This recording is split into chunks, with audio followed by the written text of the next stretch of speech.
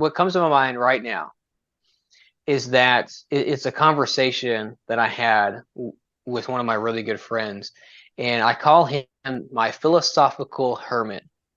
Mhm. And he actually, you know what? I won't even mention his name because I'm gonna tell him to watch this, and he's gonna see this and know who I'm talking about. Okay. But my philosophical hermit, right? That's what I call him. And he is just like, he's just a phenomenal friend. I mean, just one of those guys you can call any day, pick up the phone, and he'll just talk to you.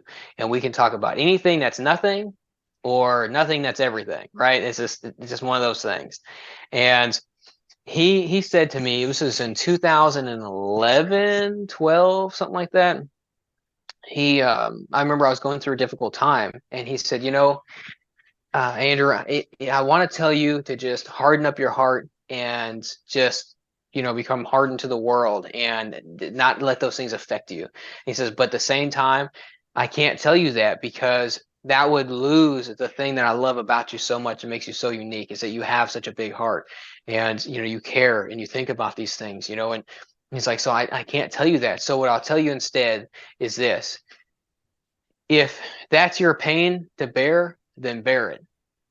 If Mhm. that's your pain to bear, then bear it. Wow. And I remember it was a few years later, right, that my papa passed away. But before he had passed away, my great grandmother passed away, his mother, who was basically my grandmother. I mean, my actual well, one of my grandmothers, on my dad's side, passed away before I was born. My grandmother on my mom's side was living in California. I just met her in 2021, I think. So, I hadn't met her like my whole life. So that was my only grandmother was Grammy, which was my great grandmother. So when she passed away, the day that we buried her was the same day Matthew, my oldest son, was born. I don't have it here, but one of the first pictures of me and my oldest son is me in like a three-piece suit because I had just walked next door and gave a eulogy in a poem and then buried my great grandmother and then came in and had him, right? And we held on to him. So, anyway, so she had passed. Then a couple months later, my papa passed. And then not even a month after that, I had to put my dogs down. And it was just all this pain and just so much pain. I mean, just so much pain I went through in just about 3 months time, constant pain. And so I ended up getting that tattooed on my back. The pain is mine to bear, because of how much it really stuck with me. You were talking what 3, 4 years later, and I still carried what he said with me, and I literally carry it every day. Um, but to answer your question though, like using the things that I've discussed, how do I use it in my own life?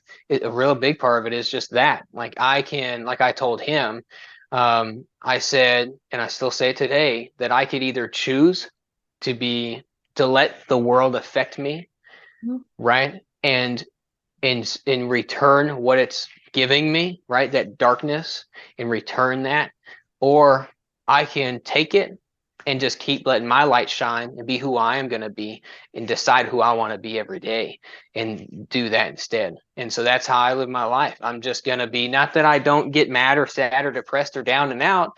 I just choose how long I stay there, right? And I get up faster every time. You choose, Andrew. One of the biggest revelations that I had probably happened in the past 4 years. I've had several, but the power of choice. Hmm. People need to realize we have the power of choice. And it might not just be choice one, choice two. It could be three, four, five, six, seven. But Yeah. we get to choose. We get to choose our response. We get to choose our faith or lack thereof. We get to choose our direction. Things happen where it feels like we don't have choice. And in those cases, we still get to choose how we respond. If that challenge is going to be seen as an opportunity, right? Uh, Right. so the power of choice is amazing, and I am so glad to hear you bring that up because it took me a long time to learn that.